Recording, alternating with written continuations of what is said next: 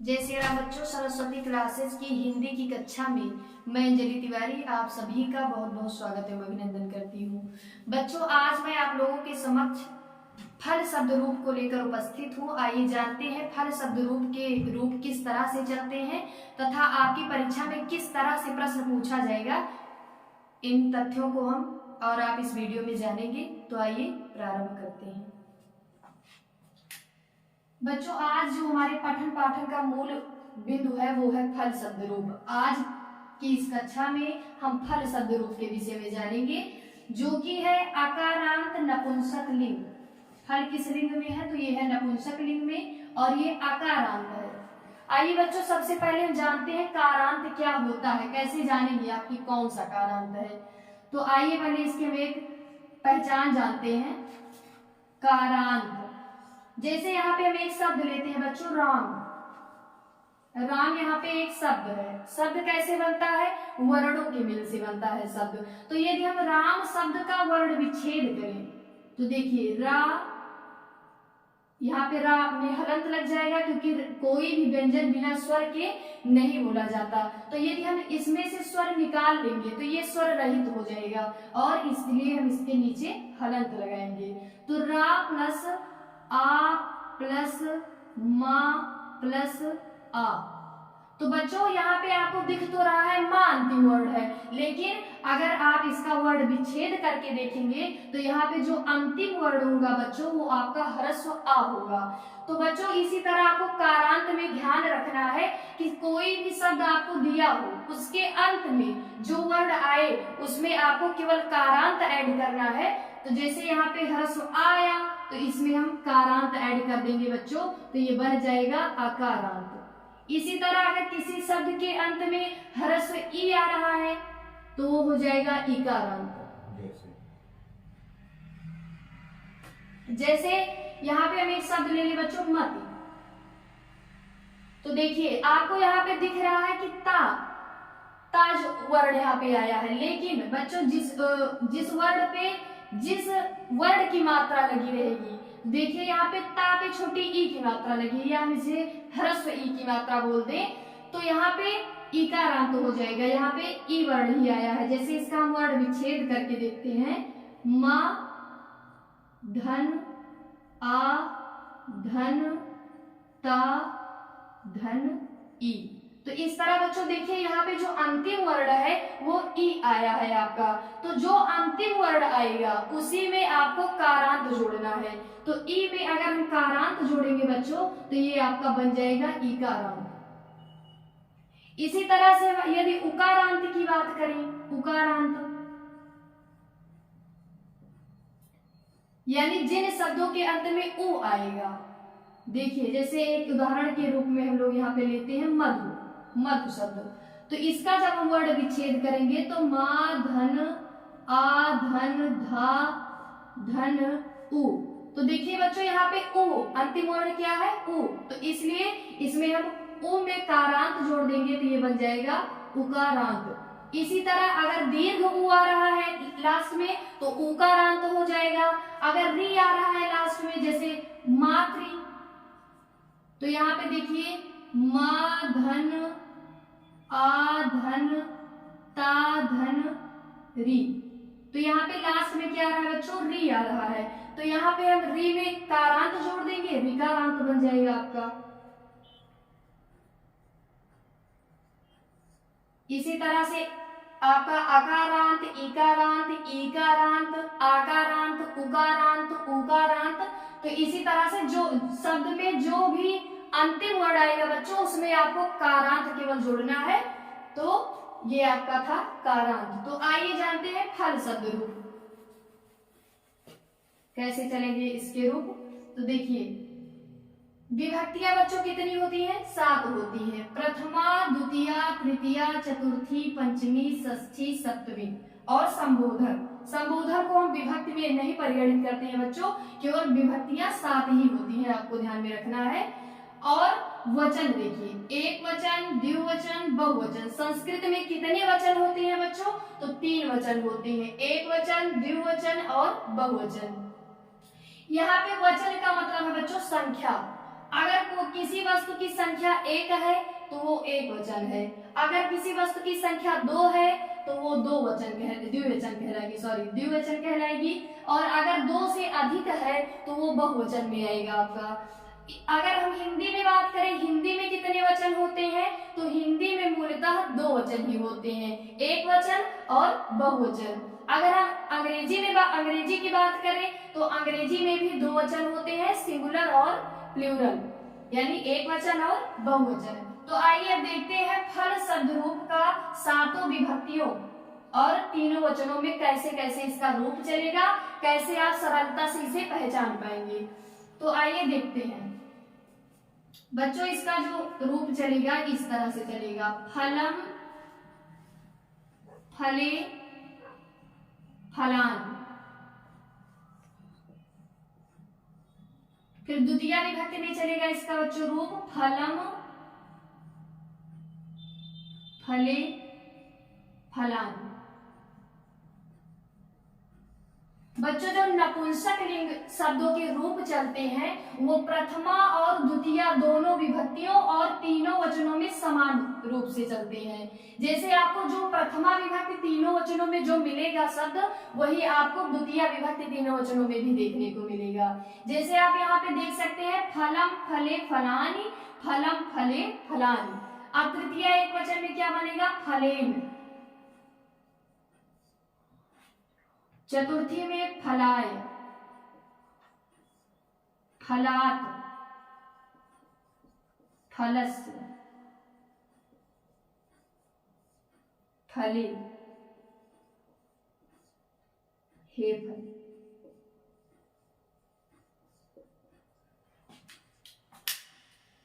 फिर इधर हो जाएगा बच्चों फलाभ्याम, फलाभ्याम, फलाभ्याम, फलाभ्याम, फलयोः, फलयोः, हे फले। संबोधन में हो जाएगा बच्चों हे फले। संबोधन में प्रथमा विभक्ति आती है बच्चों, जो आपको प्रथमा विभक्ति में देखने को मिलेगा वही ठीक आपको संबोधन में भी देखने को मिलेगा। कहीं कहीं पे एक वचन वाले में चेंजिंग रहती है, लेकिन बाकी जो द्विवचन और बहुवचन में रहता है वो बिल्कुल प्रथमा विभक्ति की ही तरह रहता है। अब आइए बहुवचन वाला देखते हैं, फलई, इधर हो जाएगा फलई, फलेभ्यः, फलेभ्यः,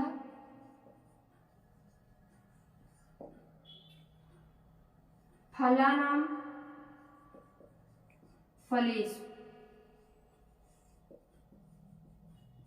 फिर हो जाएगा हे फलान, यहाँ संबोधन, हे फलान। बच्चों देखिए फलम, फले, फलानी, फलम, फले, फलानी। पहले हम इधर से पढ़ेंगे, फिर हम एक बार इधर से पढ़ेंगे। पहले जो इसका सामान्य तरीका है पहले हम उस तरह से पढ़ते हैं इसको। फलम, फले, फलानी, फलम, फले, फलानी। यानी हमने अभी आपको बताया कि जो नपुंसक लिंग शब्दों के रूप चलते हैं वो प्रथमा और द्वितीय विभक्ति तीनों वचनों में समान चलते हैं। यानी जो आपको एक वचन प्रथमा विभक्ति एक वचन में देखने को मिलेगा वही आपको प्रथमा विभक्ति द्वितीय विभक्ति एक वचन में देखने को मिलेगा। जो इधर द्विवचन में मिलेगा वो नीचे भी द्विवचन में मिलेगा। यानी प्रथमा और द्वितीय विभक्ति तीनों वचनों में समान रूप से चलेंगे जो नपुंसक लिंग शब्दों के रूप होंगे। देखिए फलम, फले, फलानी, फलम, फले, फलानी बिल्कुल वैसा ही है, कोई चेंजिंग नहीं है, बिल्कुल आसानी से याद हो जाएगा। फलम, फले, फलानी, फलम, फले, फलानी। फिर फलेन, फलाभ्याम, फलैः, फलाय, फलाभ्याम, फलेभ्यः, फलात्, फलाभ्याम, फलेभ्यः, फलस्य, फलयोः, फलानां, फले, फलयोः, फलेषु। हे फल, यहाँ पे ध्यान रखिए संबोधन में प्रथमा विभक्ति आती है, लेकिन देखिए प्रथमा विभक्ति के एक वचन में देखिए फलम है और संबोधन में फल है। तो कभी कभी एक वचन में आपको चेंजिंग देखने को मिलेगी, हर जगह नहीं, कहीं कहीं। तो तब ध्यान रखें तब भी आप बच्चों कि यहाँ पे हे फल ही रहेगा। फिर आगे है तृतीया विभक्ति एक वचन में फलेन फलाभ्याम फलई, इस तरह से चलेगा। फलेन फलाभ्याम फलई, फलाय फलाभ्याम फलेभ्या, बिल्कुल बालक के रूप की तरह चलेगा। केवल प्रथमा और द्वितीया विभक्ति ये तीनों वचनों में चेंजिंग है, बाकी जो नीचे का है वो बिल्कुल सेम बालक की तरह चलेगा बच्चों। अगर आपको बालक का रूप याद है तो आपको फल का भी रूप आसानी से याद हो जाएगा। फलेन फलाभ्याम फलई, फलाय फलाभ्याम फलेभ्यः, फलात् फलाभ्याम फलेभ्यः, फलस्य फलयोः फलानां, फले फलयोः फलेषु, हे फल हे फले हे फलानि। बच्चों देखिए ये था एक सामान्य तरीका। अब आइए एक वचन का देखते हैं हम लोग कि फल शब्द रूप का एक वचन में, प्रथमा एक वचन, द्वितीय एक वचन, यानी सातों विभक्तियों का एक वचन में कैसे रूप चलेगा। बड़ी ही आसानी से आप इसे गा के भी याद कर सकते हैं, और अभी हम आपको पहचानने की ट्रिक बताएंगे कि आप किस तरह से आसानी से रूप देखते ही ये पता कर सकते हैं कि ये किस विभक्ति और वचन का रूप है। तो आइए एक वचन वाला पहले देखते हैं। फलम फलम फलेन फलाय फलात् फलस्य फले हे फल, फलम फलम फलेन फलाय फलात् फलस्य फले हे फल, फलम फलम फलेन फलाय फलात् फलस्य फले हे फल। बच्चों इस तरह से आप एक वचन के जितने भी रूप हैं इस तरह से आप गा के याद कर सकते हैं। पहले एक एक, फिर दो दो, फिर तीन तीन, फिर चार चार, फिर इसी तरह से आप अच्छे ढंग से राग से बिल्कुल गा सकते हैं। यहाँ पे एक बात और ध्यान दे बच्चों, यहाँ पे फलम फलम जो जहाँ लिखा है वहाँ पे नीचे हलंत भी है, और यहाँ पे जहाँ पे फलात है वहाँ भी हलंत है। रूप को पढ़े तो है ही, साथ में आप उनको लिखकर भी प्रैक्टिस करें उनकी याद करने की, तो इससे अशुद्धियां कम होंगी और आप बिल्कुल शुद्ध रूप में रूप को लिखना भी जान जाएंगे। तो बच्चों फलम फलम फलेन फलाय फलात् फलस्य फले हे फल, इस तरह से आप गा के एक वचन का याद कर सकते हैं। अब आइए देखते हैं द्विवचन का। तो द्विवचन यानी ऊपर वाला तो बिल्कुल सेम ही रहेगा बच्चों, फले फले आसानी से याद हो जाएगा, ऊपर और नीचे दोनों सेम है द्विवचन में। देखिए इधर फलम फलम आसानी से याद हो जाएगा, इधर फले फले आसानी से याद हो जाएगा। और बच्चों तृतीया चतुर्थी पंचमी द्विवचन में जो रूप चलता है उसमें भ्याम भ्याम रहेगा, फलाभ्याम फलाभ्याम फलाभ्याम, बालकाभ्याम बालकाभ्याम बालकाभ्याम। तो आप जहां भी देखेंगे आपको हर जगह ये चीजें कॉमन है, यानी जितने भी रूप देखेंगे आप उसमें जो द्विवचन का तृतीया चतुर्थी और पंचमी विभक्ति का द्विवचन में जो रूप बनेगा उसमें भ्याम भ्याम लगा रहेगा, जैसे फलाभ्याम फलाभ्याम फलाभ्याम। तो इसको तो आप बच्चों आसानी से ही पहचान जाएंगे कि अगर भ्याम भ्याम लगा है तो वो तृतीया चतुर्थी पंचमी द्विवचन का रूप है। फिर यो यो, नीचे आपको जो मिलेगा यो यो, यानी षष्ठी सप्तमी द्विवचन में क्या रूप बनेगा बच्चों, यो यो इसमें कॉमन रहेगा, फलयो फलयो, बालकयो बालकयो, रामयो रामयो, इसी तरह से आपको हर रूप में देखने को मिलेगा। तो आप अगर यो यो आपको मिले तो आप तुरंत जान लीजिए कि षष्ठी और सप्तमी विभक्ति द्विवचन का रूप है। और बाकी संबोधन में हे फले है तो हे फले कोई दिक्कत ही नहीं है, आपको संबोधन में प्रथमा विभक्ति आती है, ऊपर वाले की तरह नीचे वाला रहेगा, लेकिन कहीं कहीं एक वचन में चेंजिंग रहती है, इसको विशेष रूप से ध्यान दें बच्चों। फिर देखिए बहुवचन में कैसे हो जाएगा, फलानी फलानी। इधर बच्चों आप दो लाइन इस तरह से याद करें, फलम फले फलानी फलम फले फलानी, यानी जो प्रथमा और द्वितीय विभक्ति का एक वचन द्विवचन और बहुवचन तीनों क्लियर हो जाएगा एक साथ, फलम फले फलानी फलम फले फलानी। अगर दो तीन बार आप पढ़ लेंगे अच्छे ढंग से तो आपको वो चीजें कंठस्थ हो जाएंगी अच्छे ढंग से। फिर देखिए फलई यानी आई या फिर अगर भी करके आता है तो वो हमेशा बच्चों तृतीया विभक्ति बहुवचन का रूप होता है। जैसे बच्चों रामई बालकई, इस तरह से फलई तो वो हमेशा तृतीया विभक्ति बहुवचन का रूप होगा। वारी नदी भी, अगर भी या आई ही करके आ रहा है बच्चों तो वो जान लीजिए तृतीया विभक्ति बहुवचन का रूप है। अगर भ्यः भ्यः आ रहा है तो चतुर्थी और पंचमी विभक्ति बहुवचन का रूप है। फलेभ्यः फलेभ्यः, फल शब्द रूप का चतुर्थी पंचमी बहुवचन में क्या रूप बनेगा बच्चों? तो फलेभ्य फलेभ्य। आपसे कई तरीके से प्रश्न पूछे जा सकते हैं परीक्षा में। या तो अगर आपको दिया गया है कोई शब्द, मान लीजिए फलेभ्य दे दे आपको, तो पूछे किस विभक्ति और वचन का रूप है, तो आपको बताना पड़ेगा कि चतुर्थी पंचमी बहुवचन का है। या फिर आपसे पूछ ले कि फल शब्द रूप का चतुर्थी पंचमी विभक्ति बहुवचन में क्या रूप बनेगा, तो आपको बताना पड़ेगा फलेभ्य।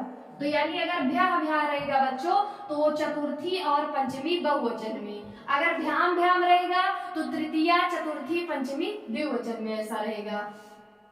फिर फला नाम षष्ठी बहुवचन में क्या बनेगा बच्चों? फला नाम। नाम या राम करके षष्ठी बहुवचन में आपको देखने को मिलेगा, हर रूप में आपको ऐसा देखने को मिलेगा।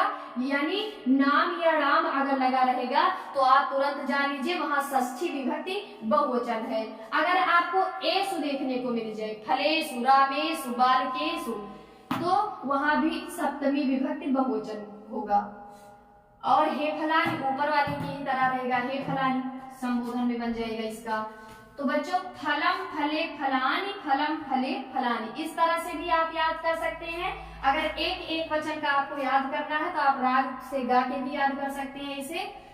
तो एक बार हम पुनः इसको देख लेते हैं। फलम फले फलानी, फलम फले फलानी, यानी जो नपुंसक लिंग शब्दों के रूप होते हैं वो प्रथमा और द्वितीया तीनों वचनों में समान रूप से चलते हैं। यानी जो आपको प्रथमा विभक्ति में देखने को मिलेगा ठीक वैसे ही आपको द्वितीय विभक्ति में भी देखने को मिलेगा। तो यहाँ पे देखिए फलम फले फलानी, फलम फले फलानी। तृतीया एक वचन में क्या बनेगा? फलेन,